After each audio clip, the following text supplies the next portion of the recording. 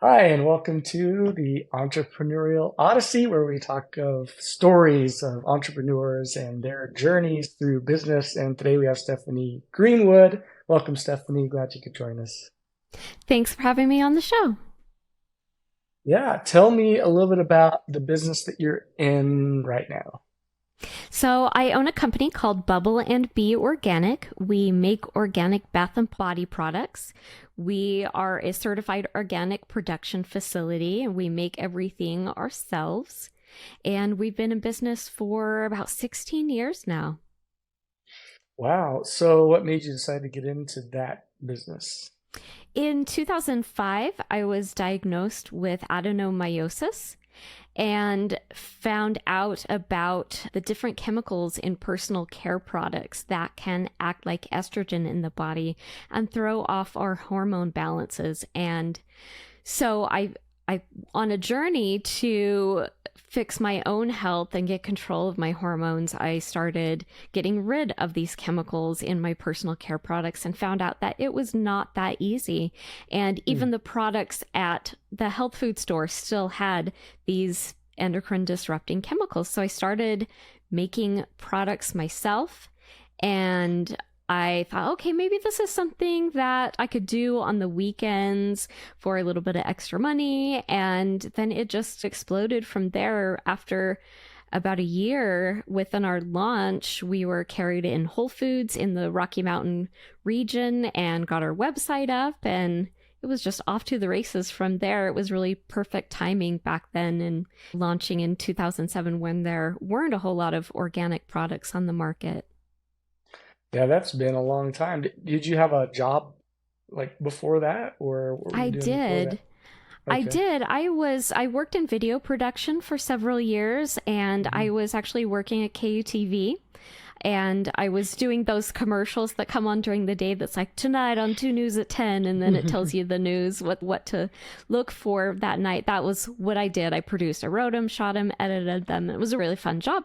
And then the recession hit and KUTV got bought out and a whole bunch of people lost Mm. their jobs. And so I was like, okay, I guess this is a sign that I'm going to do this full time. And so I just took the leap and went for it. And it ended up working out. So it was sketchy for those first few months, but there were a couple months where I was putting my mortgage payment on a credit card. Hmm. but we made it through. And yeah, it's been quite a journey over the course of 16 years and learned a whole lot and I bet. still wanting to grow and improve and keep going with it. What in the world gave you the faith to say, I can just do this full time and you're gonna make it work? Phew, that's a good question. Was it You just a know, strong belief in the idea or a strong belief in the product or just strong belief in yourself or all of it?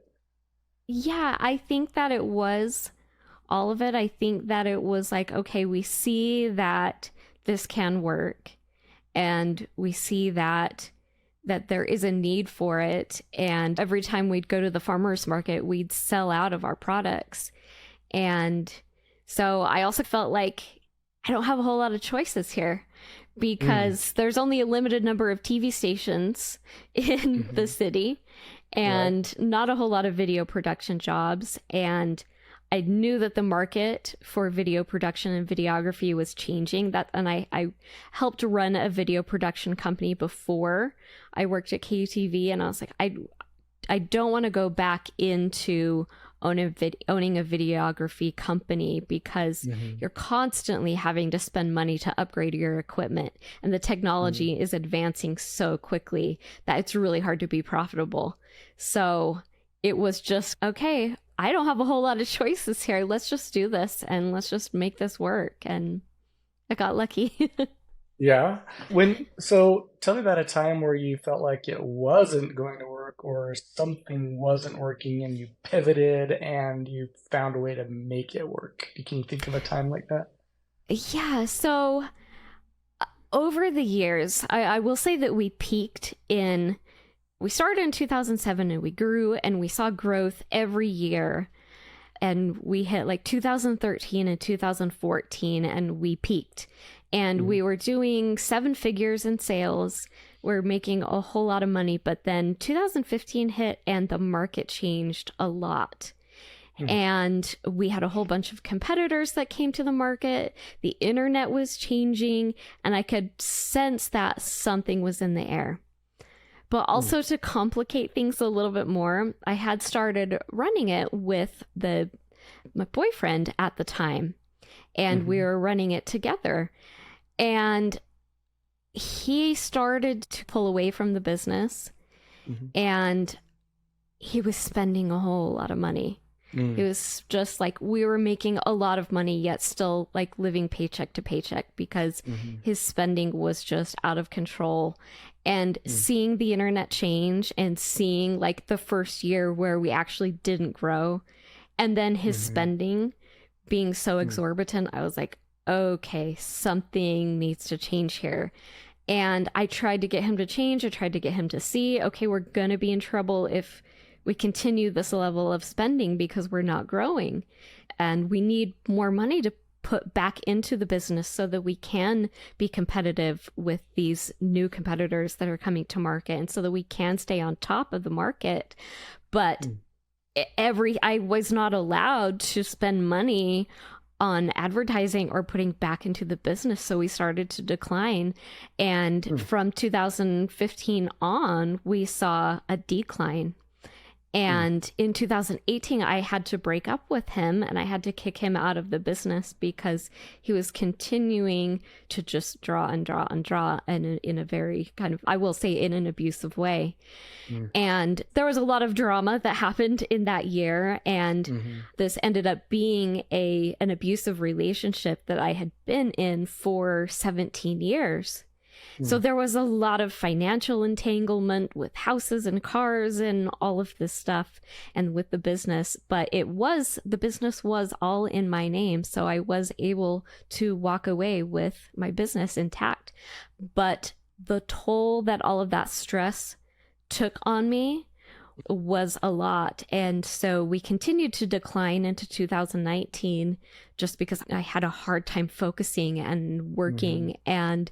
And then 2020 hit, and Mm-hmm. and so then that was just like my brain also just being, doubly traumatized. But I was still fighting. I was like, I really have a plan to build this business back into a 7 figure sales income, and that's Mm-hmm. what I'm doing now.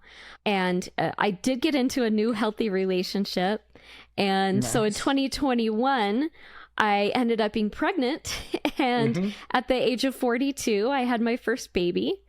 And so that was a setback business wise, but I Mm-hmm. still continued to make it work and continue to work. And now that baby is almost 2, I'm back at work.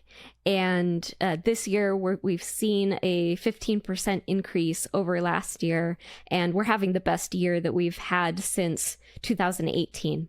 I'm really pushing hard, and I'm really trying to bring my business back up to the level of that it was. I know that it can be a very profitable business, and Mm-hmm. I know that it can work, and it's just a matter of keeping my head together, keeping my focus, and continuing to push things forward. Wow, that brings up an interesting point. It sounds like the business kind of struggled as your relationships struggled, as your Mm-hmm. attention to the business struggled. And Mm-hmm. then, like you said, you got pregnant, you have a child, and you're trying to raise the child while you're running a business. And obviously, that is a huge plus when you own your own business because at least your time is a little bit more flexible. Mm-hmm. Not, I think someone pointed out that you don't have more free time as a business owner, but maybe your time's a little more flexible as a business owner and you Mm-hmm. can choose your hours. So that's a neat thing that you had your own business in order to help raise this child and thing. But I guess the question is, tell me a little bit more about what you think the connection between you and the business is, and when you're in sync, in line, when your world is, what's the word I'm looking for, together, in control, then the Mm-hmm. business can flourish. And when you're a little bit out of control, or not necessarily out of control, but not in line with your values or things that you want to accomplish that can affect the business. How do you think that all fits together as an entrepreneur? Absolutely. Everything kind of rests on my shoulders, moving the company forward. I don't have budgets to hire advertising people or PR people or anything like that. It's all on my shoulders. So Mm-hmm. if I'm not taking care of myself and if I'm not well and if I'm not in the headspace, then the company suffers Mm-hmm. because it's me that's pushing it forward. And I also have to be in alignment and have the mindset of I want money. Like I'm a shy Mm-hmm. person and I'm like, oh, I don't want to send too many marketing emails. I don't want to be too pushy. I'm not a Mm-hmm. salesperson. I don't like being too Mm-hmm. pushy. So I have to get myself into the headspace of yes, you can. This is what you're supposed to do. This is how Mm-hmm. we move forward. This is how we get good products into people's hands. And we have a good mission where these are healthy products and we give comfort to people. That's one thing that we're selling. We are selling comfort Mm-hmm. and not only things to make your skin feel better or to make things that smell good, and but you're also giving comfort to people that they don't have to worry about chemicals that they're putting on their skin, that they know Mm-hmm. that it's something that's safe. So that's the way that I look at it. So that's how I get myself into alignment of let's help people and bring them just a little bit of comfort in this difficult world. Mm. I have heard that so many times from so many of these interviews where we talk about the entrepreneurial passion for what they do, and they all look at it almost as a mission that they're on to provide this service or that service. Like this is your calling to help women find products that don't have chemicals, that smell good, that look good, that are helpful but won't hurt them. This is your Mhm. passion. This is your mission. What Mhm. made you decide that this is what you wanted to do and that was your mission and that was your passion? Mm-hmm. I think that at the same time that I stopped doing video production, I moved back to Utah. And I Mm-hmm. had been living in Arizona and I was able to reconnect with my homeland, so to speak. Mm-hmm. I was raised in the mountains and going camping and going hiking, and those were things that were really important to me. So moving back to Utah, it was an opportunity to connect with nature again. Mm-hmm. And at the same time, starting these products, formulating them, using maybe ingredients and rose petals that I found in my yard, and just connecting again with nature. It was a big part of who I am.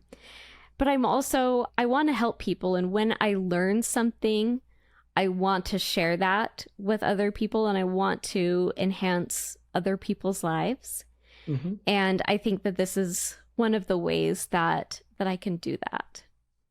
What would you tell other entrepreneurs or let's say potential entrepreneurs, the people they've got a passion, they've got a mission, but they're not exactly sure how to execute on that dream or that passion or that mission. What advice do you think you could give them to help them put their product together or service together and give them the faith that they need or the step-by-step process that they could follow to turn that passion and that mission into something that could provide for their family? I think that, first of all, whatever product or service you're selling, make sure that there is a need for it. Because sometimes Mm-hmm. we'll come up with an idea and we're like, oh, this is so cool. This is such a good idea. That's something that I would want to buy. First, Mm-hmm. identify that there is a market for your product and answer the question of what does my product solve? Or what does my service solve? What are the problems and the pain points for my target demographic? And how am I making their lives easier by offering my product or service? Mm-hmm. So I think that identifying that is a good start to then build from. And you really need to identify that first. Mm-hmm. But then making your product happen It's a lot of organization, and it's a lot of make a list. It's just get Hmm. an old fashioned spiral bound notebook out and make a list of everything that you need to do. Where, okay, I need to design the packaging, I need to find a printer for it, I need to get quotes for this, I need to find a space to for production or an office space, Hmm. and just make a list and think ahead of all of the things that you need to do, and then figure out who's going to do them. Do I have other people to help me? Do I want to hire people? And then just execute it. Sometimes there are other businesses or other product lines that I have tried to start, but Hmm. ultimately they didn't end up coming together, and that can happen and that's natural. And sometimes that you learn from those experiences, but doing something a little bit every day. If you are working a job and you're trying to start a company at the same time, do just a little bit every day, whether it's just like thinking about it, thinking about, okay, how am I going to do this? Where am I going to get this done? Who is going to do this? Even if you're not making tangible progress, work on it a little bit every day. I think that's really good advice. I also think that from a lot of people I've talked to and some of the experiences I've had, it's often important to try to look into the future and see yourself as being successful and accomplished. And by doing that, and by in your own mind seeing yourself successful and the products that you've sold and the lives that it's changed, and maybe envisioning yourself in front of a group talking about your products or something like that, oftentimes that kind of having that kind of vision in your mind can help you figure out how to get to that point, because then you can ask yourself, okay, if I'm here mentally, this is your kind of mental thought process. How did I get here? What steps did I have to do in order to make this happen? Do you ever take the Mm-hmm. time to just, and I'm sure you do, so I don't know why I'm asking if you, but how do you look into the future and see where you're headed and decide what the goals and ambitions of the company are? Mm-hmm. I think that is an important mindset to have, that success mindset, and not being defeated before you've already begun, because that there Hmm. can be a lot of self-doubt that can plague you and say, no, I shouldn't even try, and and just being defeated even before you've begun. Make Hmm. sure that you're in that headspace, and in that headspace of success, and the headspace of I deserve success. I deserve Hmm. to have this life, because so many times we can feel undeserving, or I don't want to step on anybody's toes, or what if people are going to judge me if I don't make Hmm. it? And sometimes you just have to take that leap and be like, okay, people might judge me. This might not work out, but I believe that it's going to. And I believe that I have to do it. I have to find out if this is going to work or not. And if it doesn't work, what are the lessons that I'm going to learn from this? Hmm. And how can I apply that to a new endeavor or the next thing that I want? But I do think, like you said, starting and then building backwards of what is the life that I want to have? Do I want to have financial freedom? Do I want to have freedom to spend more time with my kids? What is that Hmm. life that I want? And then build backwards. Hmm. Like, how do I get there? And how you can almost look at it and say, how did I get there? If I'm in the future kind of me and I'm looking back, what advice would I have given myself in that state? But it's an interesting Mm-hmm. kind of dynamic, but obviously you have to start somewhere. Like you said, make a list, experiment. You went to the farmer's market to sell your products to see how that worked. Other Mm-hmm. people may have services that they want to provide. And I was talking to someone the other day about this, and she was saying, just if you're not sure if it's going to work 100% and you feel uncomfortable charging for something, then do it for free and get those results first so you can prove the concept that, okay, this did work, this did help them, this did make a difference in their life. And I think she was referring to coaching and things like that. And then once you have some tests that you've done, and maybe at a really super low price or at a farmer's market, you see those results, then, okay, I can take this further. How do I do that? And then you can start looking at other places you can sell and grow. Now, you say that you've done all of this just on your own. How did you develop the marketing skills necessary to move your products the way that you want to? Mm-hmm. Oh, that's a good question. Being in the television industry, I had a basic knowledge of what sells because doing the promotions job that I did at the news station, you learn what is the information that people are interested in hearing, what Hmm. is going to keep them tuned into a TV show versus changing the channel.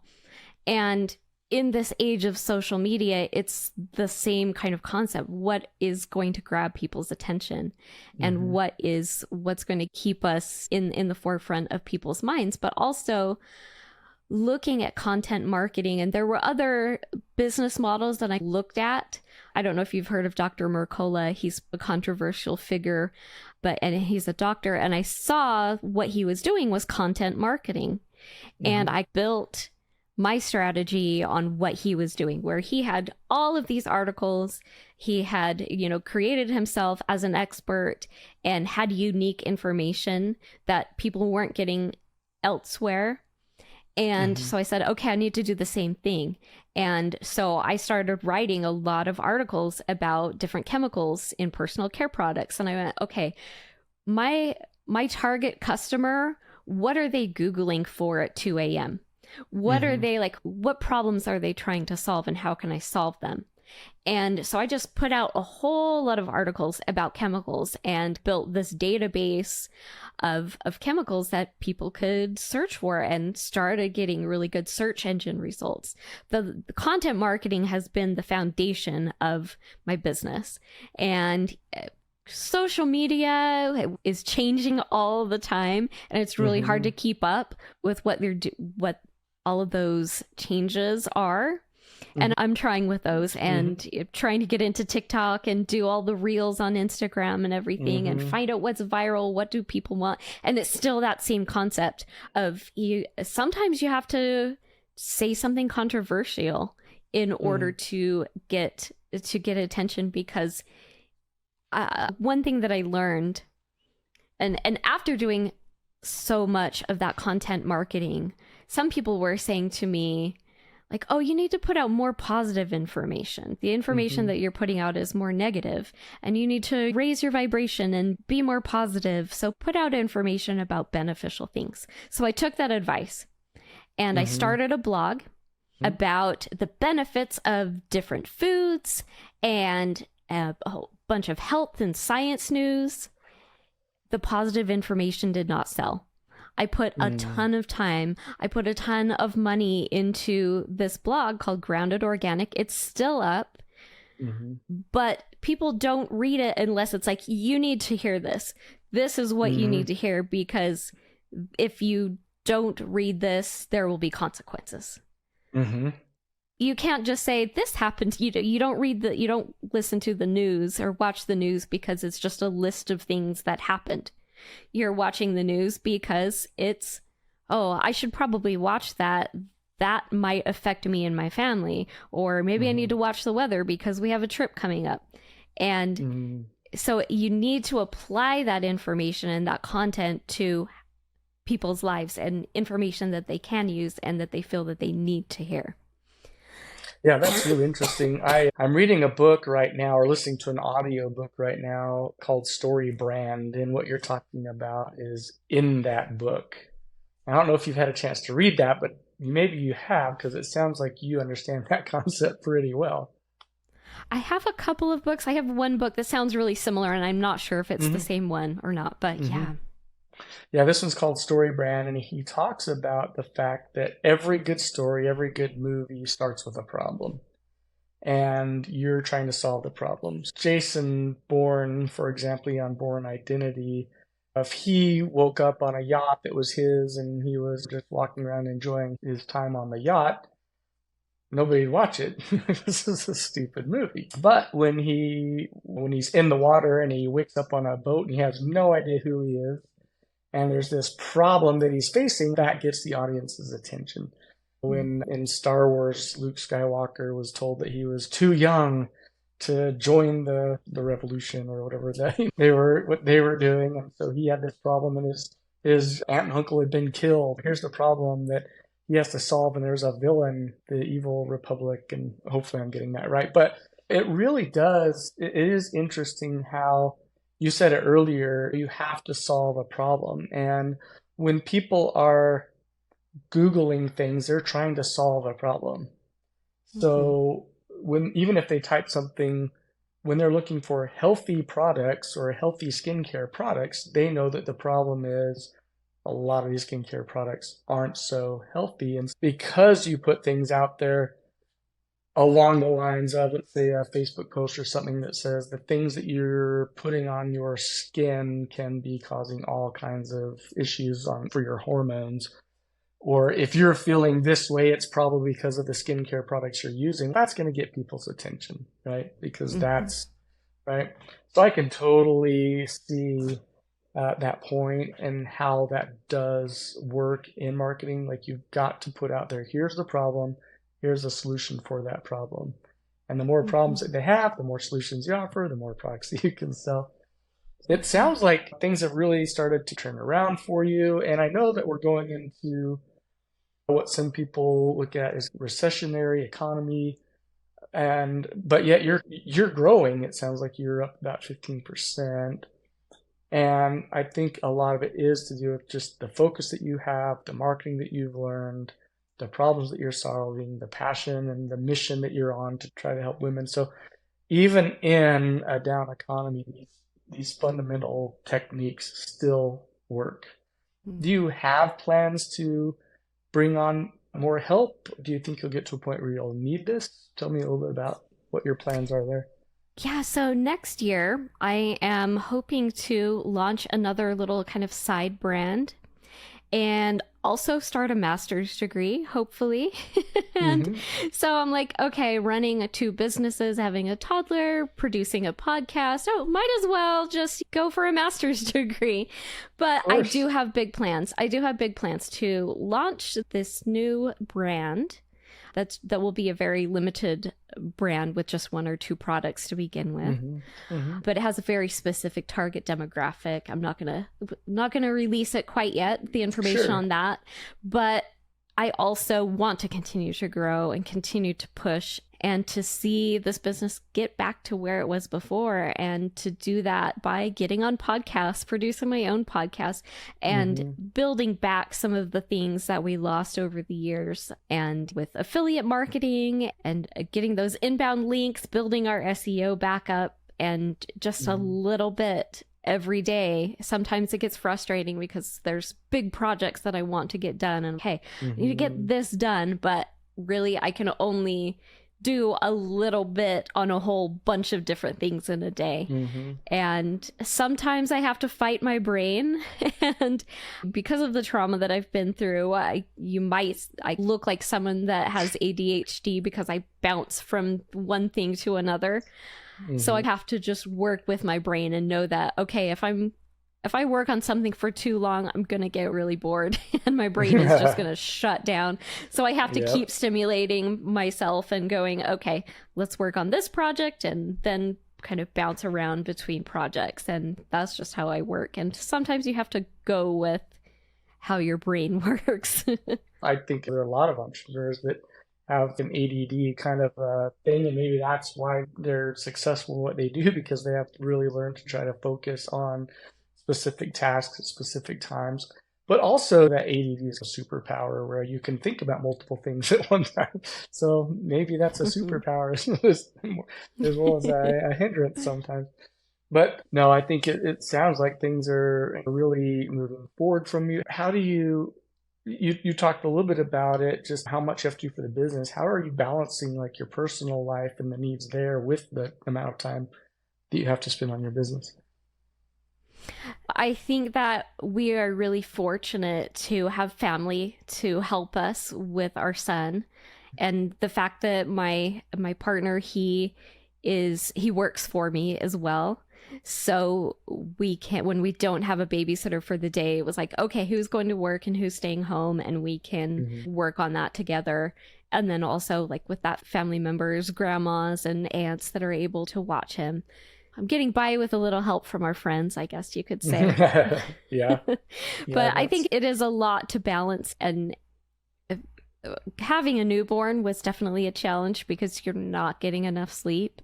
And I'm hmm finally starting to build that foundation of, okay, I'm not quite so much in survival mode. I'm getting a full night's sleep for the most part, and I have time to prepare food and just setting that lifestyle foundation where you can be healthy, where you can actually function, and mm. just having that basic of taking care of yourself. Is there a From there. time during the day when you say, okay, I'm going to put this time is for family and we shut off business dealings? Do you have something like that, like rules in place for that? I think when we get home from work, it's okay, it's family time, it's let's cook dinner, let's do bath time and wind down, and TV time and spend that time hmm together. There are certain times where maybe I'll have a meeting that I have to go to, or I have to get payroll in that night. But usually, once I'm home and it's family time, mornings are different because it just depends on when baby wakes up. Sometimes I'll wake up and sneak and get some emails taken care of, or hmm some editing on my podcast, or whatever it is that I need to hmm do. But yeah, we try to always make sure that we spend time together. And have some kind of cutoff. And I think that that is important for because you can get to a point where, at least I believe, and I've been in this situation where the business that you have is becoming so much of your lifestyle that you start to lose touch with some of the other things that are important and the reasons that you're doing. And you're doing it to help other people, but also to give you free time to help take care of your family and spend time with your partner or your spouse. And so I feel like it is important to just find time to say, okay, we're cutting off the business at this time. My time is usually around 8:30 at night. After 8:30, I'm just done with business. I'm not going to be doing any more. And then I've got the time to spend with my family, take care of personal items. And I think that entrepreneurs and business people need to be able to do that because there can be a point where you're working so hard on the business that you're losing the other important things that are in your life. Absolutely. And to Yeah, try to I try to be cognizant of, we both need, me and my partner, we need our relationship time, we need our family time, but we also need time to ourselves to rebuild hmm and recharge and do things that are important and creative, and spending time in nature or writing a song. And so we try to support each other in that so that we can have that time to reset and focus. Yeah. I think it's really neat seeing someone who's been doing this for so long. I mean, 16 years, I feel like is a long time for someone to have been in business and be growing the business. I have a marketing agency that I started about 10 years ago. So I've been, I guess, about 13 years ago. So I'm not far behind you, but I was really struggling between my own agency and working for someone else doing marketing for their company. And it was only been the last few or the last little while where I just put the 9 to 5 job to bed completely and went into business for myself. And now it's different for you because we're forced into that situation. And you said, here we go. I have been on and I've talked to some other people who have recently quit their jobs to do this. And we discovered through some of those questioning and some of the lines of thinking that sometimes it's just a matter of when you realize you just can't do both, it's time to either you've got to choose one or the other kind of thing. So I Mm-hmm. think, but seeing someone like yourself who's been in business for this long, who's gone through some of the struggles, you had up times, you had down times, now you're back on the upswing again, and your life is in order. Sounds like you're more disciplined in the time that you're spending on the business, which is so important. What advice could you tell struggling entrepreneurs who are just not moving forward, not getting the results they want, not growing? What are some things that you think that they could do, like immediately starting today, to turn their business around? Make sure that you have support, and even get into therapy. It doesn't hurt to have a sounding board and someone to help you. Make sure that your mindset is there and that you are not feeling undeserving and putting it out there in your actions Mm-hmm. and maybe subconsciously in your words, that and those limiting beliefs that might be holding you back that you're not realizing that you're carrying. Mm-hmm. But also it can be get support, talk to people. If you're not into going into therapy, talk to friends, talk to family, and make sure that your business and what you're wanting to do is in alignment with your core values of who you are and who you want to be, and make sure that it's the right thing for the life that you want to have. Yeah, I think that is so important. Not only that, but also same thing with like your employees. Make sure that the employees feel like that the things they're doing for your business is in line with their core values as well. It's so Mm-hmm. important that they feel like they're contributing to something that's beneficial and helping them grow as well as you yourself grow. So I think that's important. I think the other thing that's important, as you mentioned before, is creating content. If you're not sure where to go, just at least start creating some content, get some videos out there, write some articles. Where do you usually submit those articles to try to get people's attention? So I just put them on my website now. I Mm-hmm. had a separate blog, but I've now put it all on one URL. So I just put it up on my website and make sure that it's optimized for Google, and it Mm-hmm. ends up popping up in the search results. And yeah, and then I have my email list that I've grown over the years and send out Mm-hmm. newsletters to, hey, there's a new blog article up. And Mm-hmm. sometimes I'll promote them on Facebook or Instagram and say, hey, if you want to learn more, here's the article. Yeah. I think that's really good. Yeah. So you write an article, you write content, create a video, send it out to the list of people you already have, put it up on social media and create backlinks to that, search engine optimize them so that Google will show them when people are searching for those particular products. It's all like just really good core value marketing ideas. So tell us, kind of winding up here, tell us, how do people find your website and purchase your products? Yeah. So we are at bubbleandbee.com, and everything is there. I have articles. We have more than, I want to say 175 different products that we make, different SKUs that we make and manage. And from deodorants, body butters, lip Mm-hmm. balms, lotions, soaps, shampoos, we've got a lot to choose from. Mm-hmm. And that's where we do the bulk of our business. It's just directly through our website. We're not on Amazon. We're not in a whole lot of stores. We are in a lot of like little stores throughout the country, but we don't have like our whole line in Target or whatever, because I want to have that relationship with our customers and get to know people over the years and be able to answer their questions and help them if they have questions or problems. And so I like having that direct connection with our customers. So yeah, bubbleandbee.com.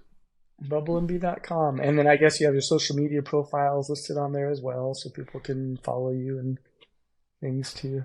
Yep, Facebook, TikTok, Instagram, Threads, the new Threads, The and all. new threads. Yeah. How often are you posting things on these social media accounts? I have a social media accounts for Bubble and Bee, and then I have other accounts for my Mm-hmm. podcast as Mm-hmm. well. So I'm trying to post something at least somewhere every day, but it's a lot Mm. of content creation and very Yeah. limited time. So a couple times a week, hopefully. Hopefully at least, and if not, you're trying to do something at least every day. Yeah, I Yeah. think that's really good.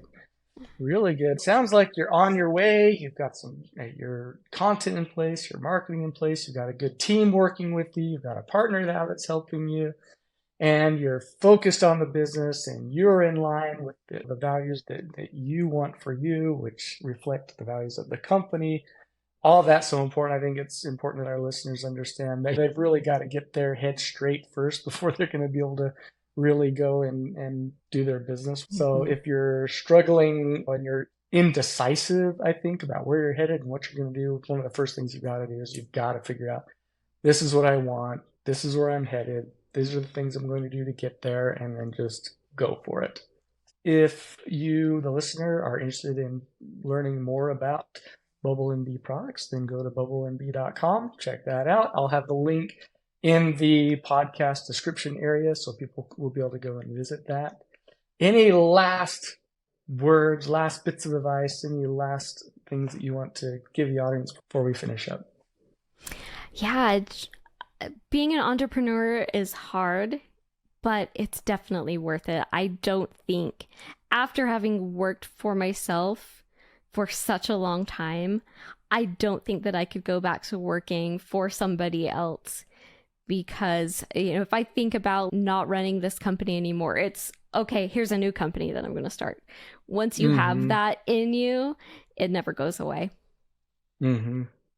I agree 100%. Once you've been in business for yourself and you have that flexible time and you've seen that you can build something, then you can build it again. So if anyone Absolutely. listening's built a business in the past and it failed, you know what? At least you built the business, start over. The next one's going to work for you. Absolutely.